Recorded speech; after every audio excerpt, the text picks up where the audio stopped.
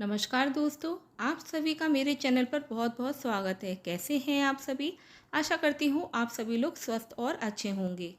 दोस्तों, आज मैं आपको बताने वाली हूँ शरद पूर्णिमा के बारे में। शरद पूर्णिमा कब है और किस दिन आपको पूजा करनी है, किस समय आपको पूजा करनी है, समय क्या होगा, दिन क्या होगा और कुछ उपाय भी आपको शरद पूर्णिमा के बारे में बताने वाली हूँ।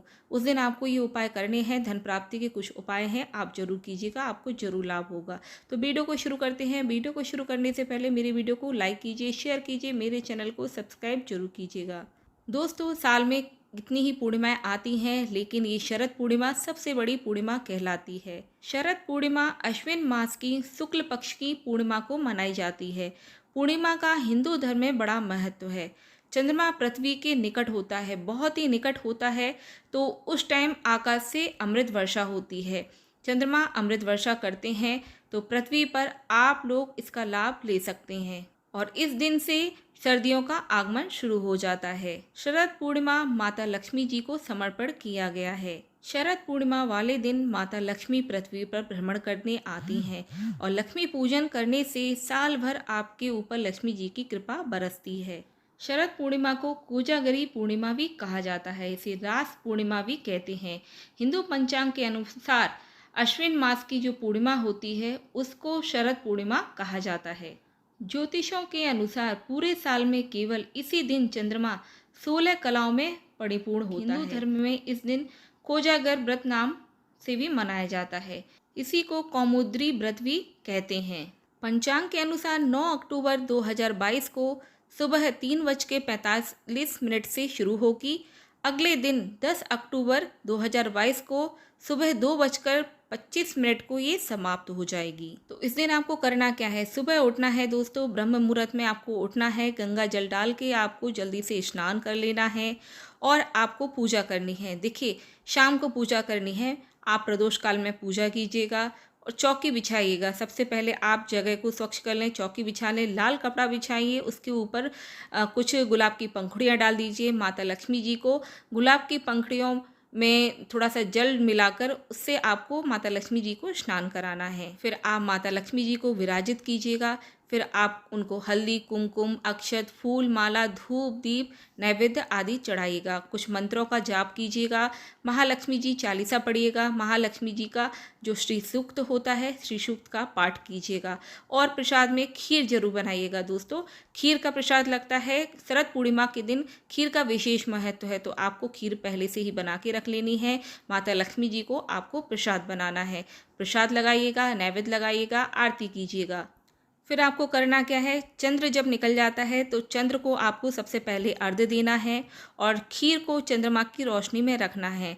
तो आपको मध्य रात्रि में भी आप लक्ष्मी जी को खीर का प्रसाद लगा सकते हैं और सुबह आप सबको यह प्रसाद वितरित कीजिएगा। यानी कि पूरी रात आपको चलनी से ढककर खीर को आपको टेरेस पे रख देना है और चंद्रमा की रोशनी में आपको रखने पर इसमें जो अमृत वर्षा होगी वो आपके खीर में पड़ जाएगी।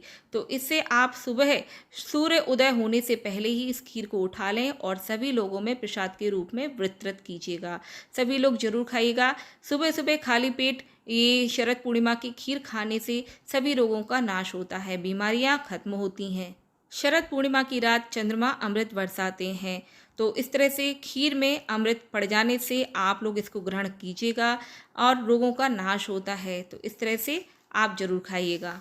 तो चलिए कुछ उपाय आपको मैं बताती हूँ। सबसे पहले आपको करना क्या है? आपको लेना है फिटकरी। दोस्तों, फिटकरी को आपको पूरी रात चंद्रमा के सामने चंद्रमा की रोशनी में रख देना है। सुबह उठकर आपको अपने घर के किसी भी स्थान में रख देना है। यहाँ पर सबकी नज़र आएगी। इससे क्या होगा? जो भी चंद्रमा से अमृत वर्षा हुई है वो फिटकरी में समाहित हो जाएगी। इससे सकारात्मक ऊर्जा बनी रहेगी। घर में आपकी जितनी भी नेगेटिविटी है वह सब दूर हो जाएगी।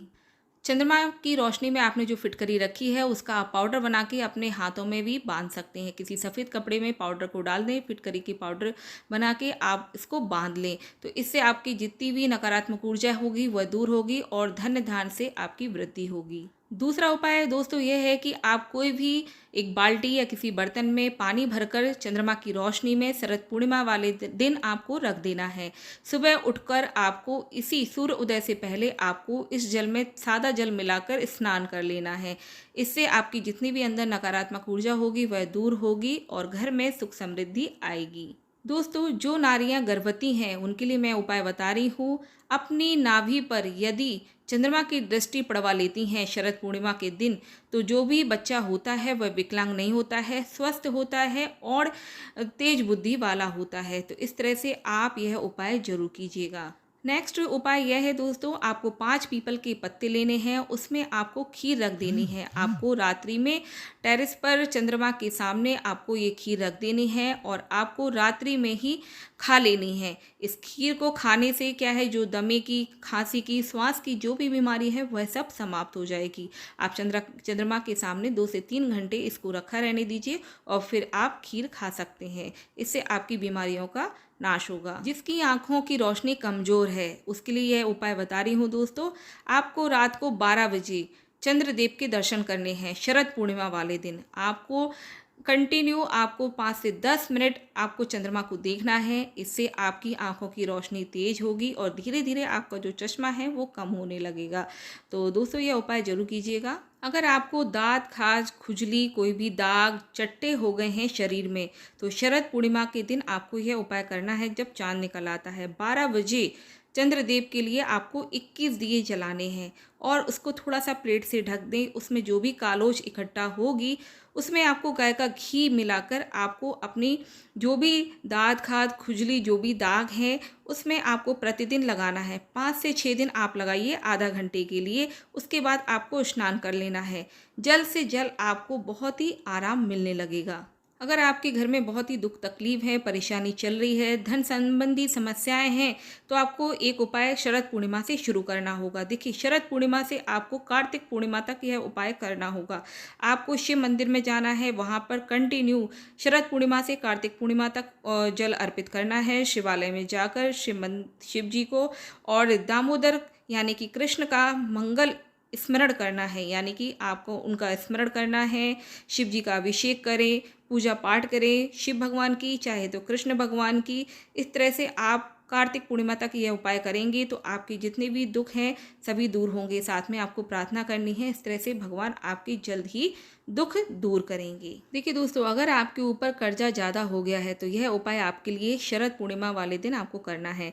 तो आपको क्या करना है, तांबे का कलश लेना है, उससे आपको जल भर देना है। यानी कि तांबे के कलश में आपको जल भर लें, उसके ऊपर कटोरी रखें, थोड़े से अक्षत रखें, लक्ष्मी जी की मूर्ति को रखें या फिर आप चांदी का सिक्का भी रख सकते हैं। उसके सम्मुख आपको 31 दीपक जलाने हैं। मिट्टी के आप दीपक जलाइएगा, घी के जलाने हैं, लंबी बाती के जलाने हैं। उसमें आपको एक एक कमलगट्टा रख देना है और लक्ष्मी जी का पूजन स्मरण करना है। धूप, दीप, हल्दी, कुमकुम, अक्षत सभी चढ़ाना है। आपको खीर का प्रसाद बनाना है। 5 पान के पत्ते पर खीर रखना है।